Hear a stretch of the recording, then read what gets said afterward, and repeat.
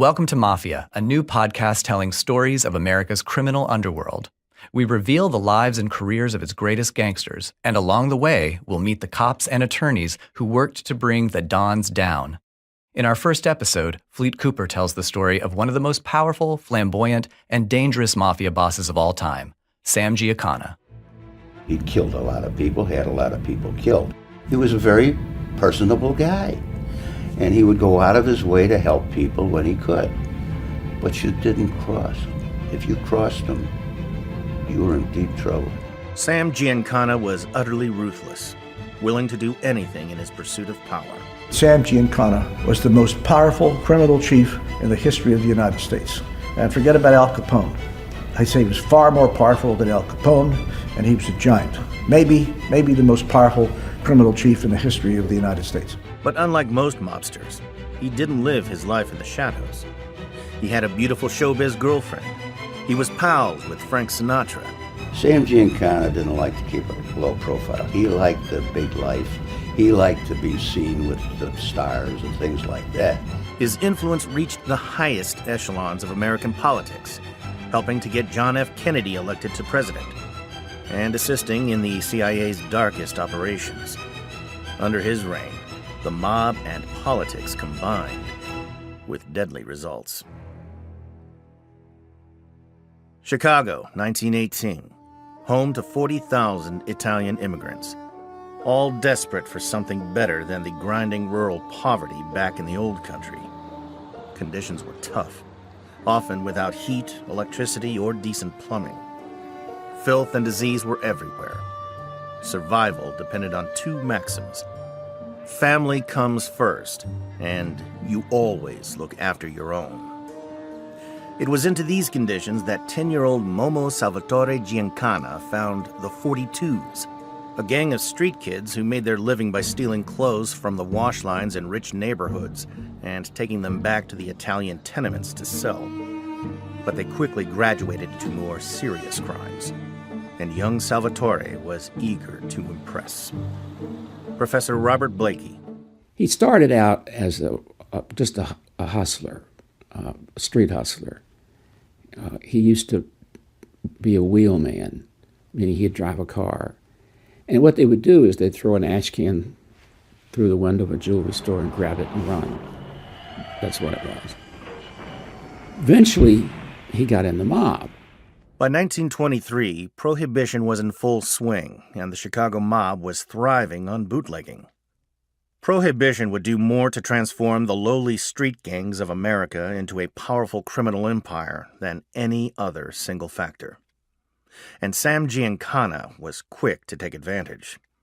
His savage nature turned out to be a valuable trait to the mob, also known as the outfit. He was also violent.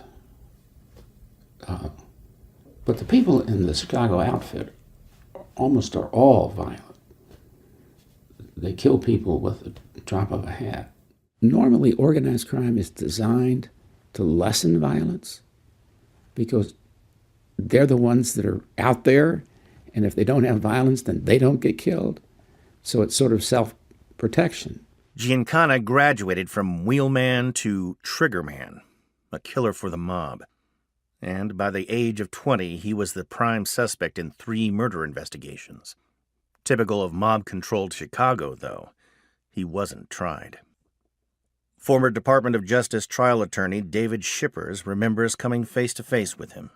When I first saw Sam Giancana sitting in that room, I thought, there is the arrogance, the hatred, the violence, the viciousness that I've dedicated my career to fighting.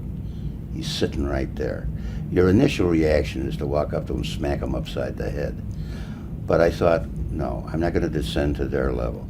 Sam's first big break came when he befriended one of Chicago's leading African-American gang leaders, Eddie Jones. Jones taught Giancana everything he knew about his business.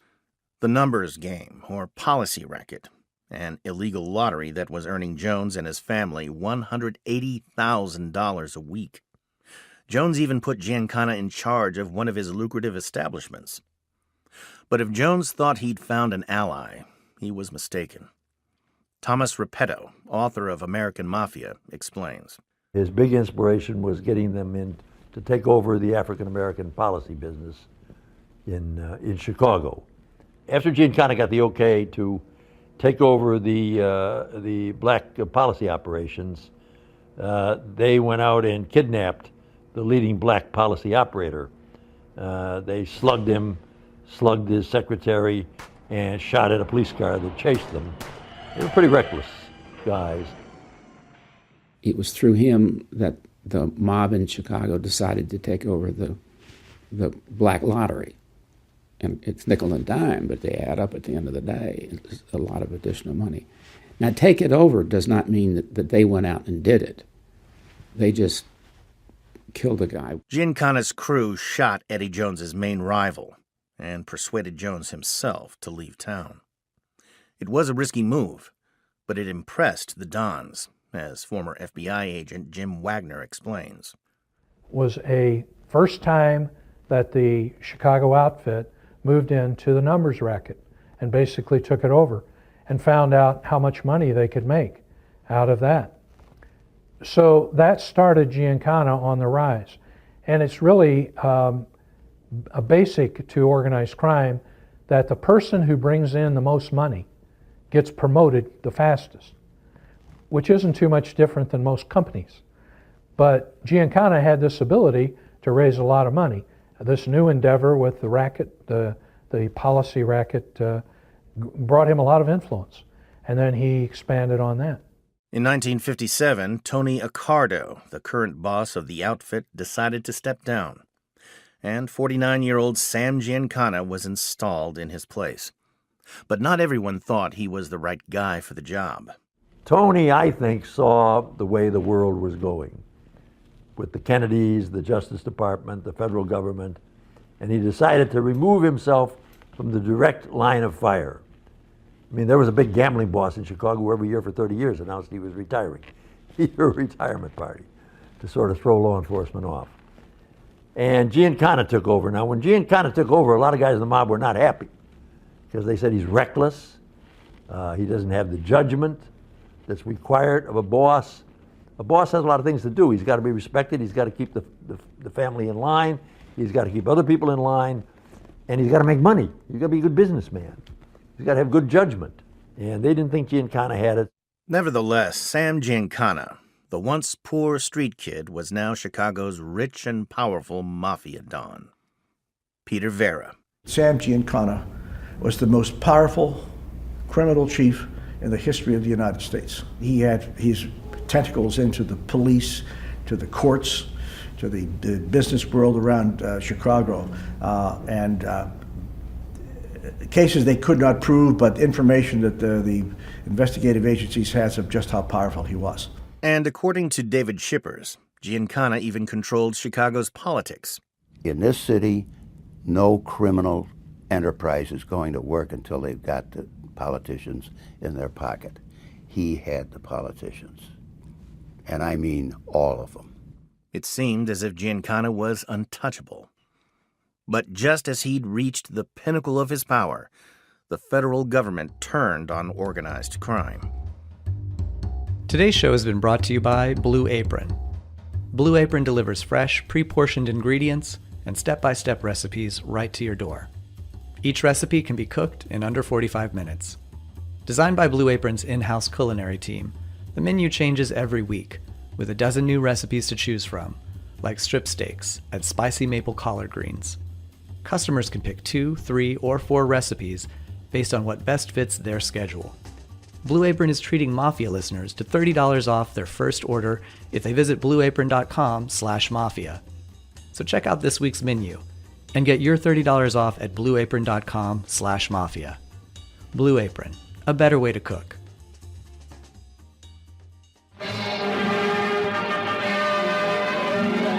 The nation's underworld gets the unwelcome spotlight of publicity as the Senate's Investigations Subcommittee begins new hearings on crime. The Senate Labor Rackets Committee was investigating mafia corruption in the trade unions, and the committee's chief legal counsel, an eager young lawyer from Boston, was making a name for himself by grilling witness after witness about their mob connections. His name was Robert Kennedy. Let me take you inside the McClellan Committee hearing room. John Siegenthaler was a young print journalist assigned to cover the hearings. John McClellan, the chairman, was the focal point. Immediately to his left sat Robert Kennedy, who conducted most of the questioning, and immediately to his left, to Robert Kennedy's left, was his brother, Senator John F. Kennedy, the second-ranking Democrat. The hearing room was packed with interested citizens, and the press row always was overflowing. Reporters were like theater critics. They were going to report this story, but at the same time convey the idea that that this was really drama as much as, I mean, it was real life drama, and it was exciting to watch. The televised hearings were watched by over 1 million people across the country. The more prominent the person answering Robert Kennedy's questions, the more drama. If it was a trucking official asked about his relationship with the union, you wanted to cover that. If it was a mob figure like Giancana, it was not just that it was important business. It was important business that was going to resonate all across the country. I mean, there was going to be the story you wrote was going to be read. On June 9th, 1959, the witness being questioned by Bobby Kennedy was Sam Giancana. You tell us whether if you have opposition from anybody that you dispose of them by having them stuffed in a trunk. Is that what you do, Mr. Giancana? Declined to answer because I honestly believe my answer might tend to incriminate me. Giancana refused to answer Kennedy's questions. Former Department of Justice trial attorney David Shippers explains. We, in the United States Constitution, there's an amendment, it's the Fifth Amendment, part of the Bill of Rights. The key part, as far as we're concerned here, is the provision that no person shall be required to be a witness against himself in any criminal matter, et cetera, et cetera. When you take the Fifth, you say essentially, I respectfully decline to answer on the grounds that my answer might tend to incriminate me, and nobody can touch you for it. Will you tell us anything about any of your operations, or you just giggle every time I ask you a question? Declined to answer because I honestly believe my answer might tend to incriminate me. I thought only little girls giggled, Mr. Giancana. Bobby Kennedy's taunts were likely an attempt to light Giancana's famously short fuse. I remember being in the hearing room the day Robert Kennedy confronted Giancana, and with some demeaning commentary. And the effect of it was, you're a sissy, you're a little girl. And the result of it was you could tell that Giancana was seething with anger. He was not about to answer any question except to take the Fifth Amendment. And I think Bob was encouraged by that to press him harder, hoping that Giancana didn't have that same rule about never get mad without a reason. I think he was hoping that Giancana would explode. But, you know, Sam Mooney Giancana was a cool customer himself. He was a cool cat. And I never thought he really gave a damn. Round one went to Sam Giancana. Kennedy could get nothing on him. And there was a reason the Chicago boss felt untouchable. He was well connected to the Kennedys themselves. Robert Kennedy's brother had his sights on the White House, but John F. Kennedy's path to becoming the Democratic presidential nominee was anything but certain. A Boston Irish Catholic couldn't get elected to anything in staunchly Protestant states like Wisconsin and West Virginia back in the 60s.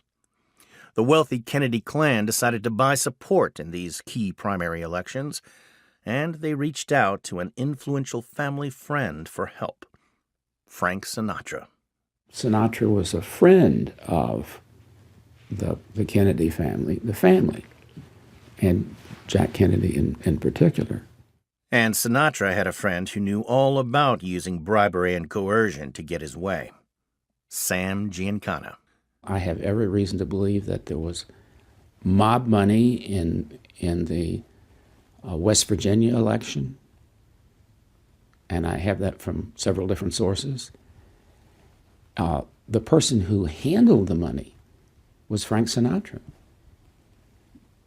Sinatra had the mob's money in the West Virginia elections, and the way in which you don't buy votes as such, but you give people walking around money is what it's called, and they encourage other people to come to the polls. Giancana supposedly gave one of his men $50,000 to spread around West Virginia.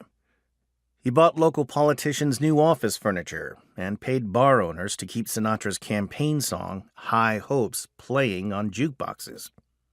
Giancana's efforts seemed to help, and John F. Kennedy became the Democratic nominee. But an even bigger challenge lay ahead. Kennedy faced the sitting Vice President, Richard Nixon, in the race for the White House. The election was too close to call. Pundits were saying that whoever won the state of Illinois would win the presidency. And the key to Illinois was Chicago. First Ward of Chicago was notorious as a Mafia stronghold. Well, number one, he would deliver the votes whenever they needed it. The First Ward was always notorious for bringing in the votes. As not only the First Ward, though, but a number of the wards were controlled by Mafia or outfit people. And they could make or break somebody. They put their own people in as aldermen. I mean, the First Ward for years. I mean, going back to Al Capone. And they had a number of their individuals in the state legislature. They could deliver the vote, and they could destroy you. If they put the word out that they weren't going to, you're not to vote for X. X was dead. X couldn't win. And that's how Giancana kept the thing going. He would brook no interference. I mean, he was ruthless when it came right down to it. In my opinion, Giancana was contacted by Joe Kennedy out here in Chicago. Now that we know happened. Remember that the FBI was following these people all the time. I am, in my mind, convinced that there was a deal cut. That if Giancana would get Illinois for the Democrats, that he would be given free hand. Old man Kennedy, Joe, sent Frank Sinatra, to talk to Giancana.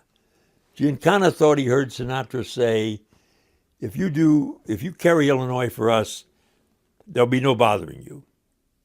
The Kennedys won't go after you. Sinatra persuaded Giancana to throw the mob forces behind Kennedy in the 1960 presidential election.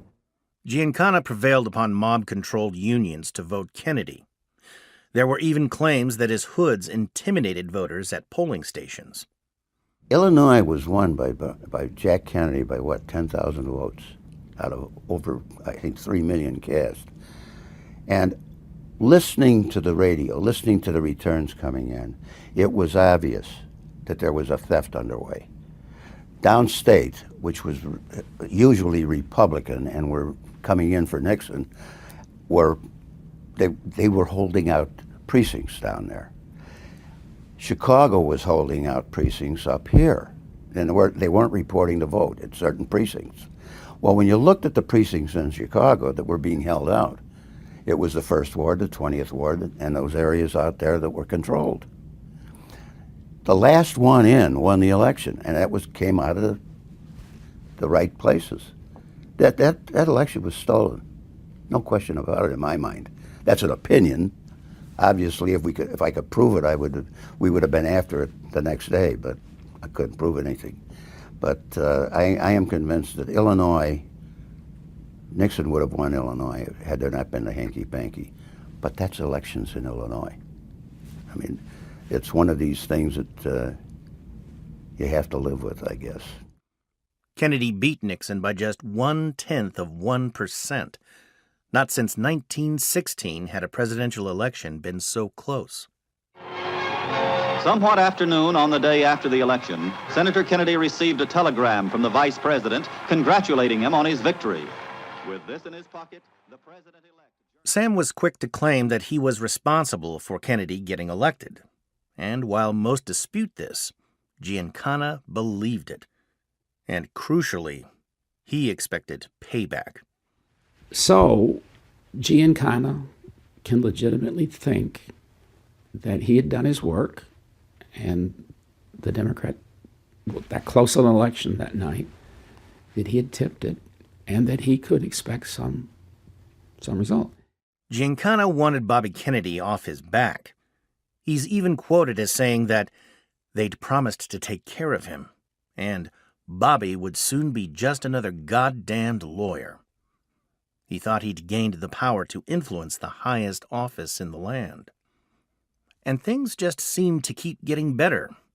In Las Vegas, Giancana had met the beautiful Phyllis McGuire, lead singer of the popular Squeaky Clean trio, the McGuire Sisters. She was 29. Giancana was 52. Phyllis McGuire was a big star, beautiful, wholesome, America's darling. So what was she doing with the likes of Giancana? I was always titillated by it. I think the public was titillated by the fact that here's this beautiful, innocent-looking professional singer, admired, even loved by an awful lot of people who followed her in her career with her sisters. And suddenly they discover, for heaven's sakes, what's she doing with Sam Giancana? You know, is she not the innocent little lamb we always thought she was? And what do her sisters think about that? Shuffling, shuffling, shuffling down, scrambling, scrambling, heading for town, hustling, bustling, buzzing around, happily awaiting at the station. I thought Giancana was all sort of proud of the relationship with one of the famous McGuire sisters. I think he sort of saw it as adding to his image as a mob figure. And I don't think he cared a damn about what publicity about the relationship did to Phyllis McGuire.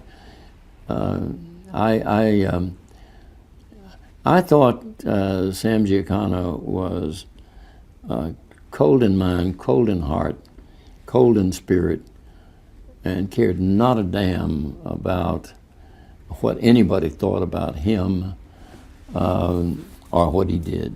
Giancana lavished gifts of furs, cars, and jewelry on Phyllis, and followed her to performances all over the U.S. He even accompanied her on a 2-week European tour. But the high-profile relationship worried many of Giancana's mob associates. With all of his flamboyancy and all of his, I would say, bringing heat, that's their term.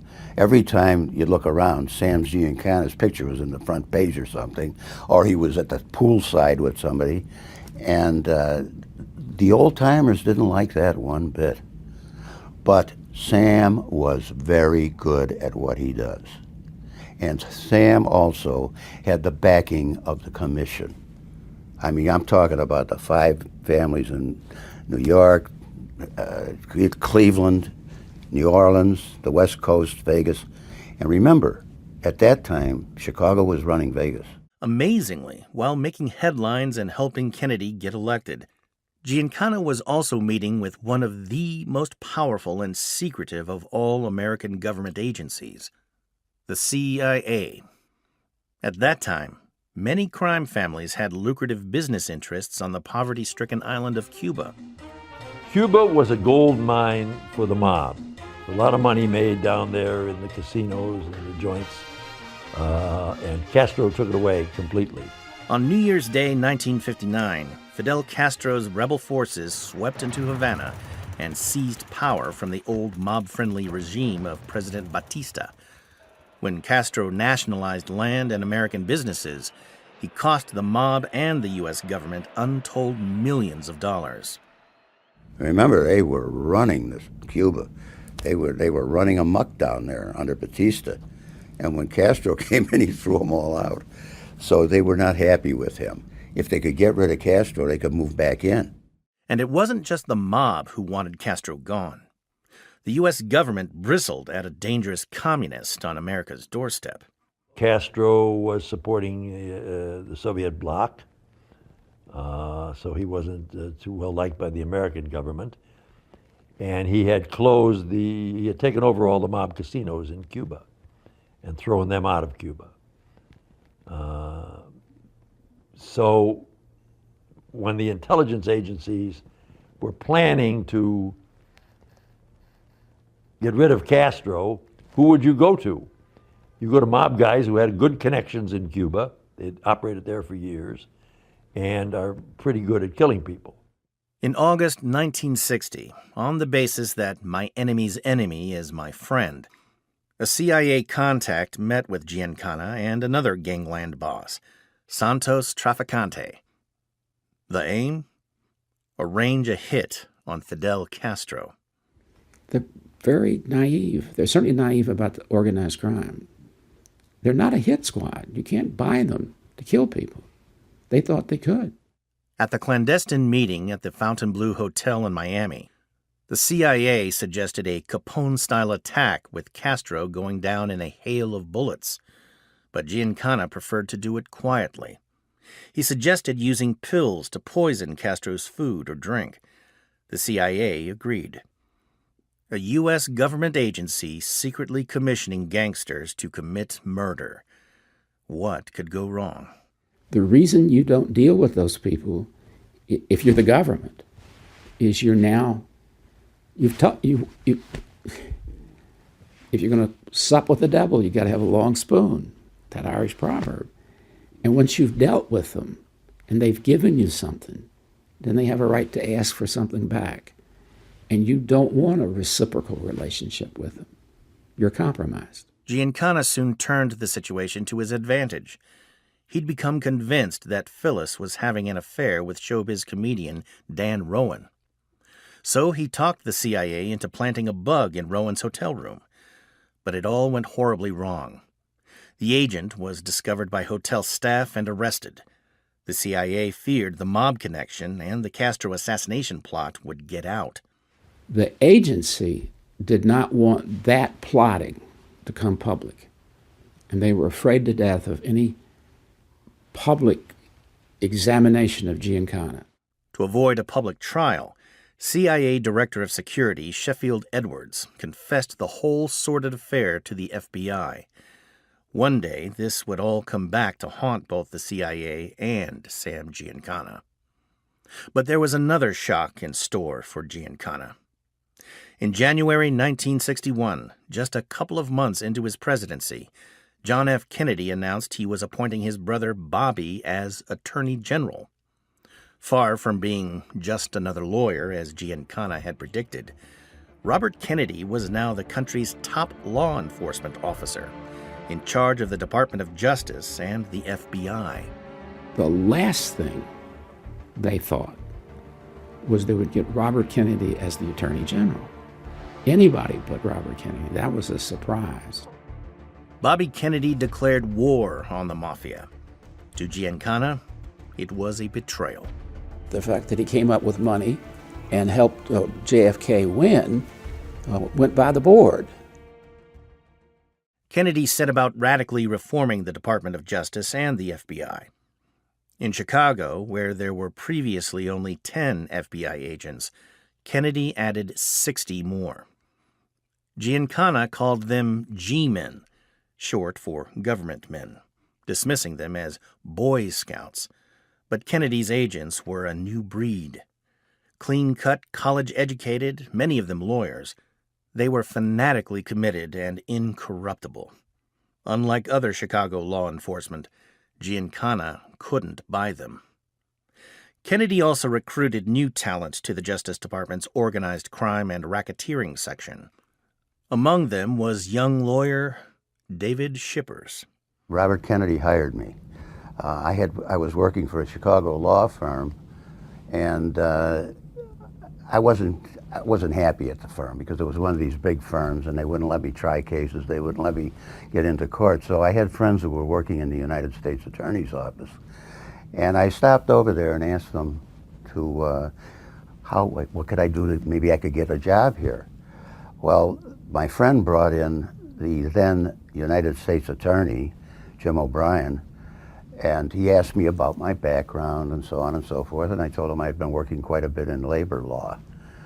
And he says, oh, wait a minute, there's somebody who might want to talk to you. And of course, he went out, and the next thing in, here comes Robert Kennedy and him.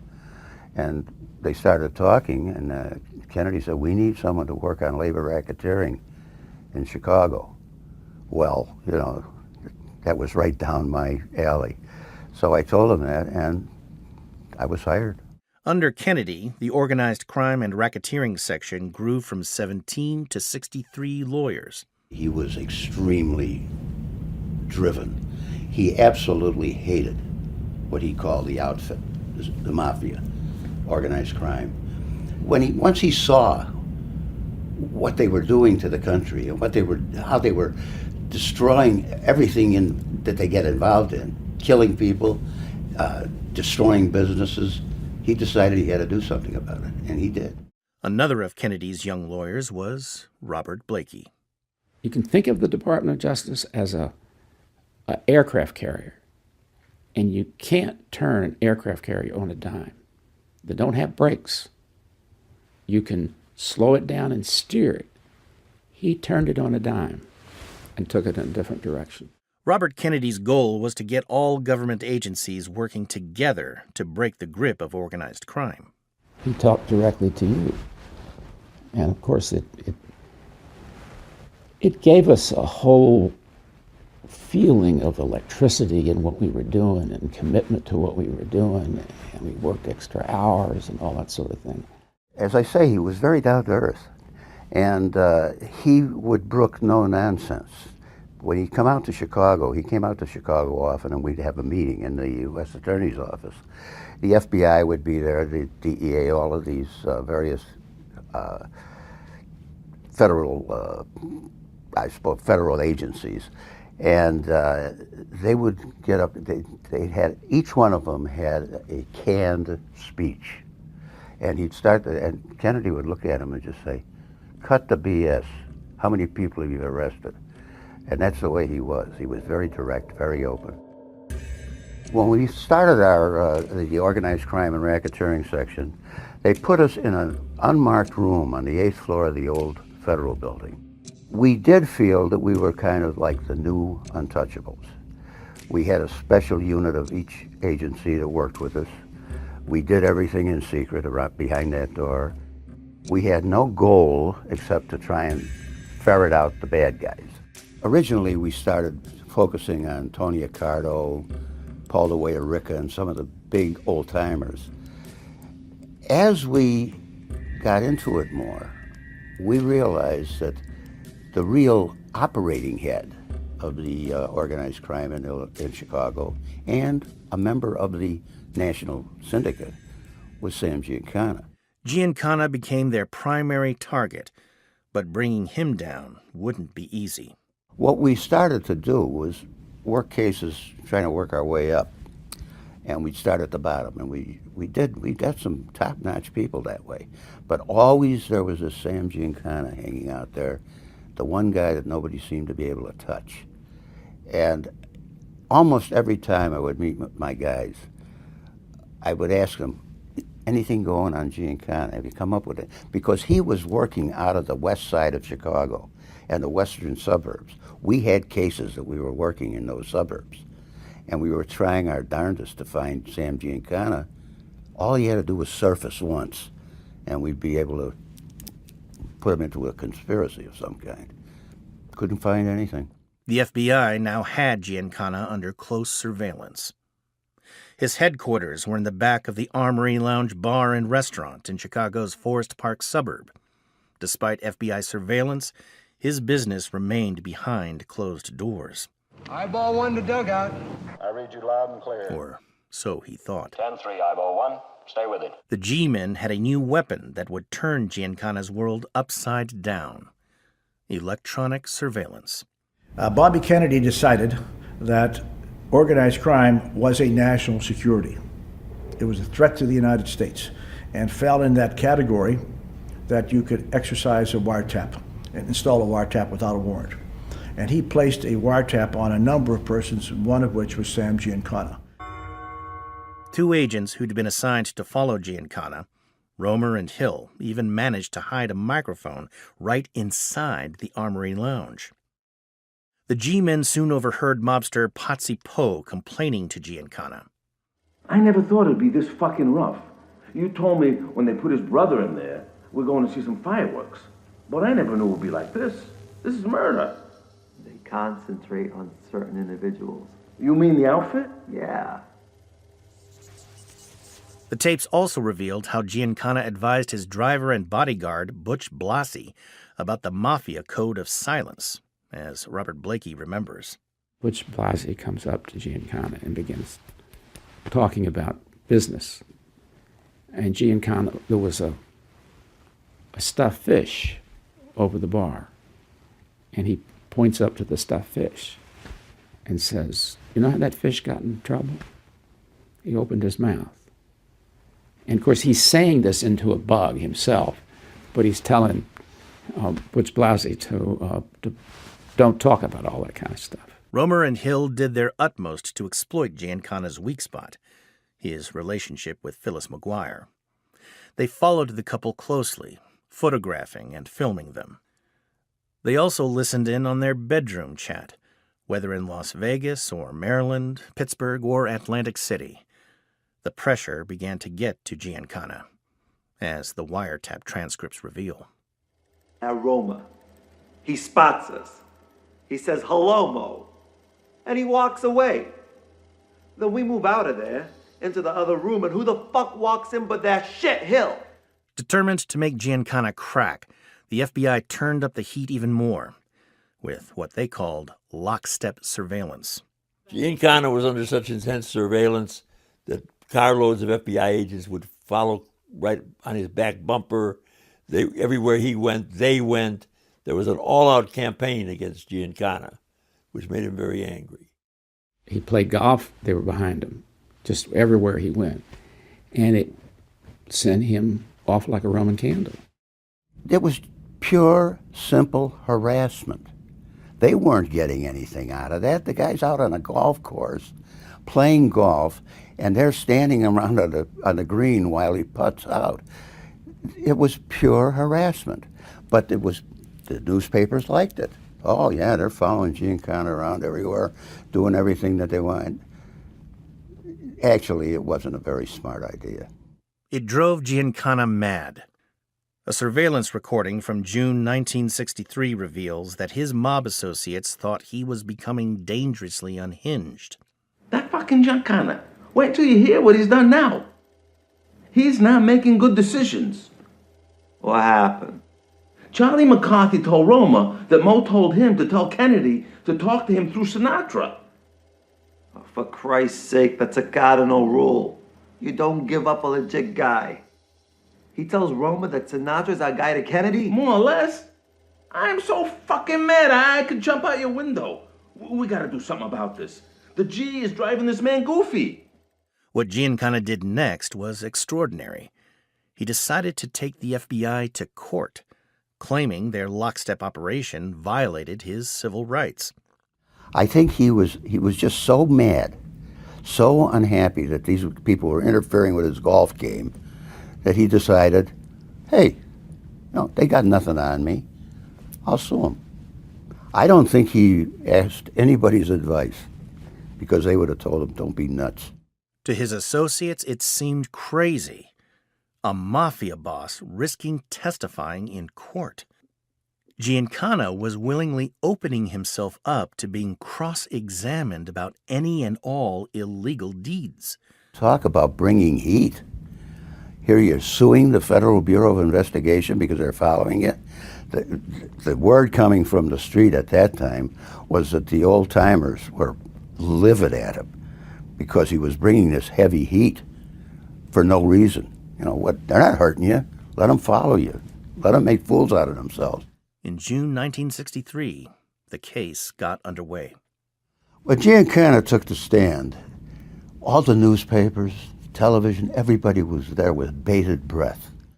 In a darkened courtroom, Giancana's lawyer showed footage of the FBI's lockstep operation in action.